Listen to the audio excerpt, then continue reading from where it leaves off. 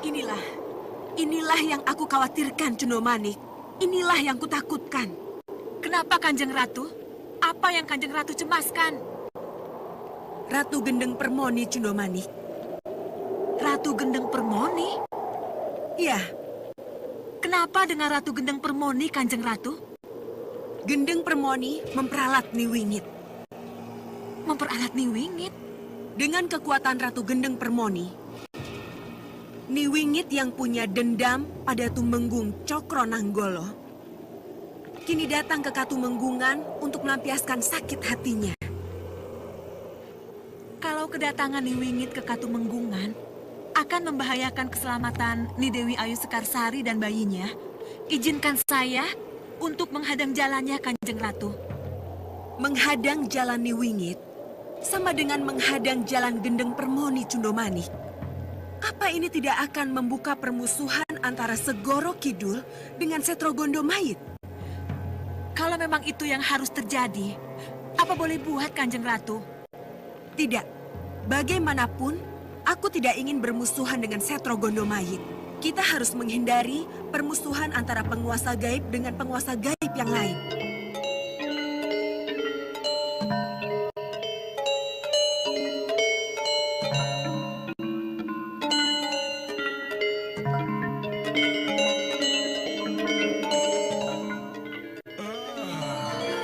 Hus, ngangok terus. Ya, maklum. Namanya juga pengantin baru. Kalau malam jaga begini, jaga istrinya siang. Mesra-mesraan di siang hari. Lah iya. Cerita toh. Waduh. Apanya ya waduh? Enak ya. Loh, belum apa-apa sudah. Cerita dulu toh. Di kediaman Tumenggung, pesta megah digelar untuk menyambut kelahiran sang pewaris tahta, anak yang lama dinantikan dari rahim permaisuri. Namun di balik kegembiraan, di malam yang tenang itu, bahaya mendekat tanpa disadari. Di kejauhan, Nyai Winggit, sosok arwah penuh dendam yang seharusnya telah terkubur dalam sejarah, kembali bangkit dengan amarah menyala, melangkah menuju Katumenggungan dengan satu tujuan, pembalasan.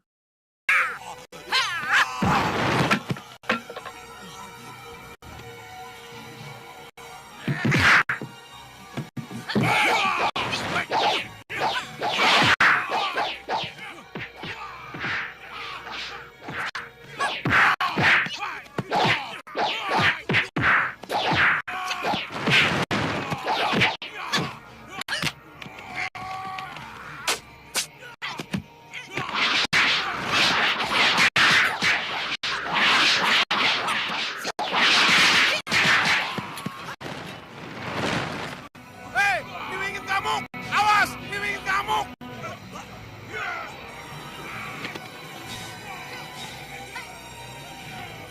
Ada apa ini? Niwingit ngamuk, Raden. Dia ke arah dalam ageng. Niwingit? Betul, Raden.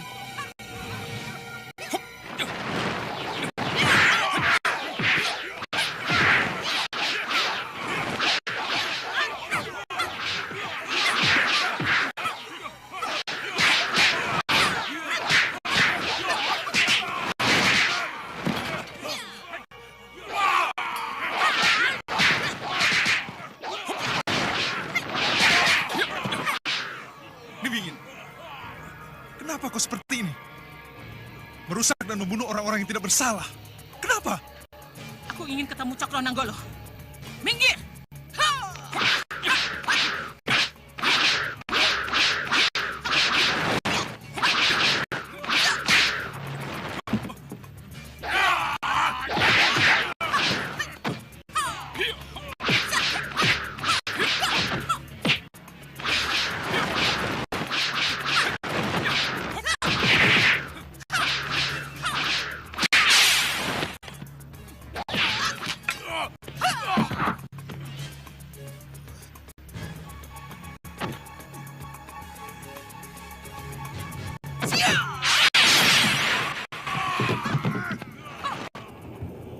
Cundomanik, Iya, Kanjeng Ratu. perkembangannya semakin gawat, Cundomanik. Niwingit sudah menerobos pintu gerbang. Maka dari itu, Kanjeng Ratu, izinkan saya ke Katumenggungan. Aksi harus dilawan dengan aksi. Tidak, kita harus memanfaatkan kekuatan yang ada. Di sana ada Yudo Turonggo. Bisikan, agar ia tahu wingit yang datang bukan wingit yang sebenarnya. Cokronanggolo! Keluar! Hadapi aku!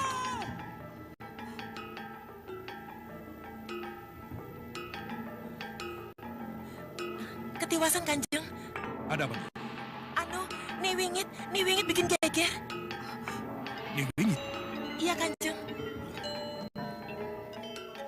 Maaf, Kanjeng Tumenggung. Di para prajurit yang berjaga, tertawa tanpa curiga, mendadak kaku melihat sosok Nyi Winggit muncul dari kabut pekat. Ketakutan merayap di hati mereka, tubuh gemetar tak berdaya menghadapi kehadiran sang arwah.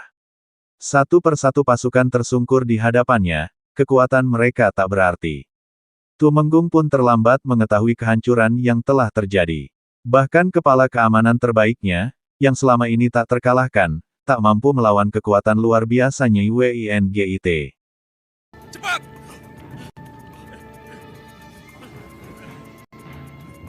Aku yang nerobos kamarmu! Siap! Lepas!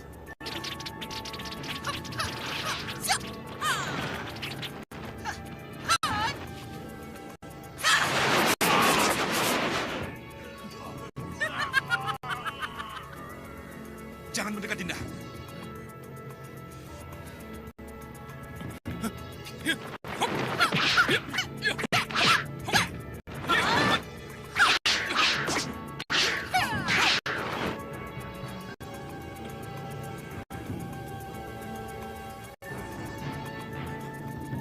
Apa tidak salah yang kulihat ini, Yudo Turonggo? Kamu kalah dengan Niwingit. Kanjeng, dia bukan Niwingit yang sebenarnya. Seperti ada kekuatan luar biasa di dalamnya. Oh, tidak. Akhirnya kamu keluar juga, Cokronanggolo. Wingit, benar-benar mentengkerek kamu. Wong cili ongklak angklik. Gegabah kamu. Kurang ajar, kurang totoh. Kamu pikir kamu ini siapa? Kenapa kamu berani jangkar? Memanggil tanpa hormat kepada aku. Aku ini Tumenggung, yang bisa menentukan hitam putihnya nasibmu. Dulu. Itu dulu. Tapi sekarang, aku yang akan menentukan hitam putihnya nasibmu. Bukan kau!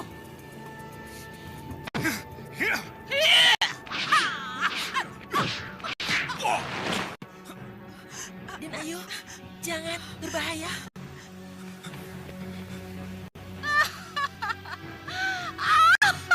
Siapa kamu sebenarnya?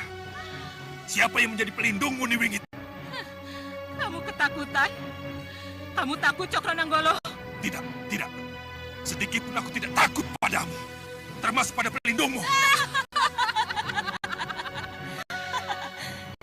Kamu sombong, Cokronanggolo. Kamu sombong. Akan kubuat kamu menangis dan menyembah kakiku.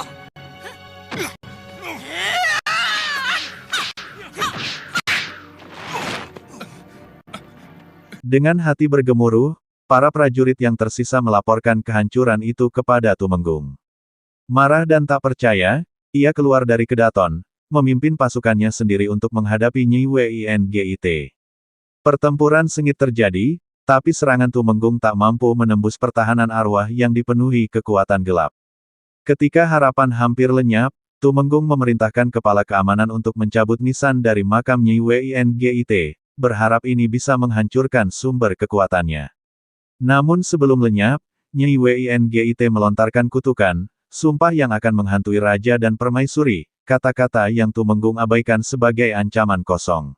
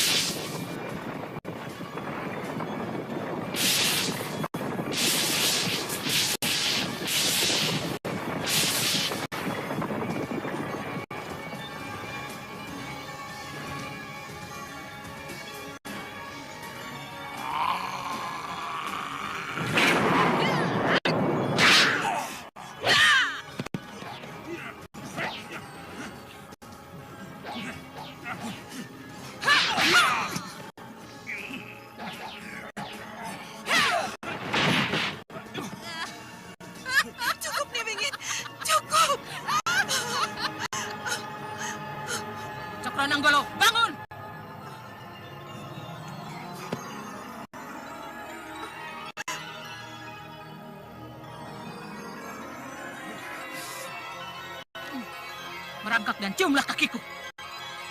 Tidak akan pernah, Nyi Wingit. Tidak akan pernah.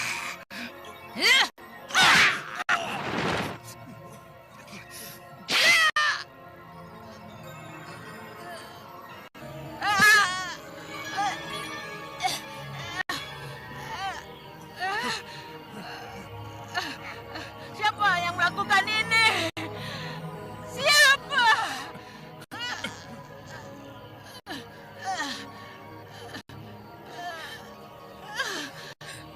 Wingit, kamu boleh merasa kuat. Boleh menepuk dada karena berhasil mempermainkan Tumenggung Cokro Nanggolo. Tapi, perlu kamu ketahui. Aku prajurit pengalaman, Satrio Linui. Siapapun kamu, aku lebih kuat dari kamu. Hanya patok kuburan yang mampu mengingatkanmu bahwa kamu bukan siapa-siapa. Kamu hanya sekedar mayat yang harus dikubur. Terkutuk kau! Terkutuk kau, Cokro Nanggolo! Kamu bukan siapa-siapa lagi. Kamu mayat dan harus kembali ke kuburmu.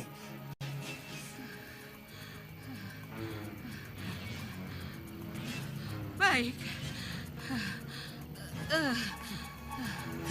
Baik. Aku memang tak bisa membalas sakit hatiku padamu. Tak bisa menuntut apa yang kuinginkan. Tapi dengan ketajaman lidahku, kukutuk kau, Cokro Nanggolo. Dengar apa yang akan kukatakan. Bayi yang ada di dalam perut istrimu akan menjadi sumber bencana. Ia akan membunuh bapaknya sendiri, mengawini ibunya sendiri, dan akan membuat bencana yang tidak akan ada habis-habisnya. Itu kutuku!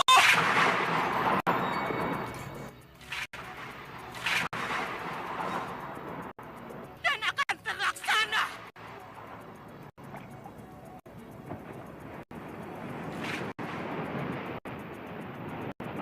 Jadi ke situ arahmu, Gendeng Permoni. Kau gunakan lidah Niwingit untuk mengutuk bayi itu. Baik. Kita lawan dia. Kita serang dia. Kita habisi dia. Betul, Nyi. Aku memang tidak bisa mencabut kutuk. Tetapi keinginanku untuk melindungi dan menjadikan bayi itu anak asuhku Di sudut alam lain, Nyai Roro Kidul memperhatikan peristiwa ini dengan tatapan tajam.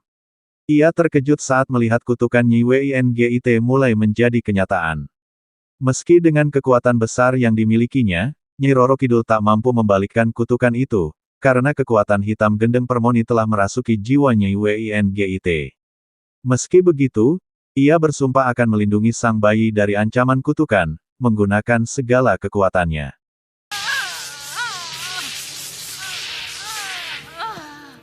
Ibu! Ibu! Ibu! Ibu! Ibu! Tante! Seto Satrio. Bangun, Bu. Nenek, Surolango. Ibu. Ibu. Ibu.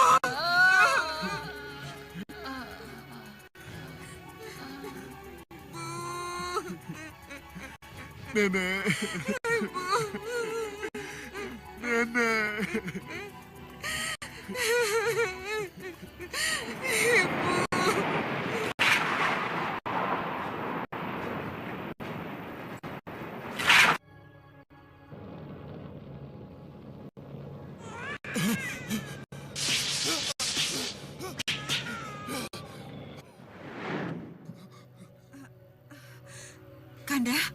Kanda bermimpi lagi. Iya, mimpi buruk yang sama. Mimpi tentang bayi yang baru lahir. Berdarah-darah dan menyerang. Mudah-mudahan mimpi itu hanya bunga tidur, Kanda. Hanya bunga tidur.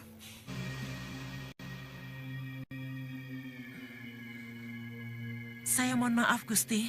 Nyuwun pangapunten. Saya benar-benar tidak bisa meramalkan arti mimpi itu. Namun mimpi buruk segera datang menghantui raja setiap malam. Dalam tidurnya, ia terus melihat bayangan yang mengerikan, bayi yang akan menjadi penyebab kematiannya. Ketakutan itu membuat raja gelisah, ia pun mengumpulkan pendekar terhebat untuk mencari jalan keluar dari kutukan. Di tengah keresahannya, para selirnya menyarankan jalan yang lebih kejam, agar bayi itu dibuang demi keselamatan sang raja. Namun Tumenggung, meski dibayangi ancaman, menolak usulan tersebut, mempertahankan kehormatan dan ikatan darah yang tak bisa ia hianati. Nah kemari mempertanyakan arti dari mimpinya. Itu artinya Sang Tumenggung sangat takut dengan kutukan Niwingit, Kanjeng Ratu. Iya, Menurut Kanjeng Ratu, apakah akan terjadi kutukan itu? kutuk yang datang karena dari sakit hati yang berlebihan bisa saja terjadi, Cundomanik. Tapi siapapun yang terkutuk harus berusaha keras untuk menghindarinya. Caranya? Itulah yang sedang dicari oleh Tumenggung Cokronanggolo. Mudah-mudahan dia tidak salah langkah.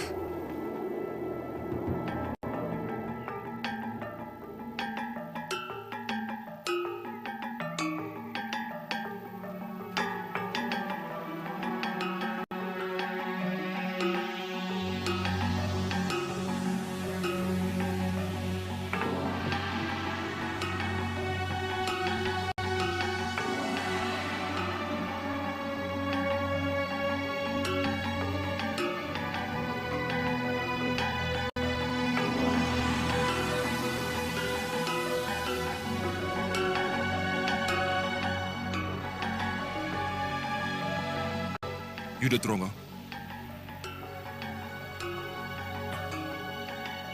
Sudah punya saran? Belum, Kanjeng. Maaf. Mimpi itu datang lagi. Dan masih ada hubungannya dengan kutuk Niwingit. Apa yang harus saya lakukan dengan bayi itu? Ampun, Gusti. Saya tidak berani berpendapat. Tapi, kalau mengenai keamanan Katumenggungan, jangan khawatir. Penjagaan akan lebih diperketat. Dan para pendekar barulah yang nanti ikut memperkuat, Gusti. Sudah ada berapa pendekar yang dapat kamu kumpulkan? Ditambah salah satu dari mereka yang menang menjadi 20 orang, Gusti.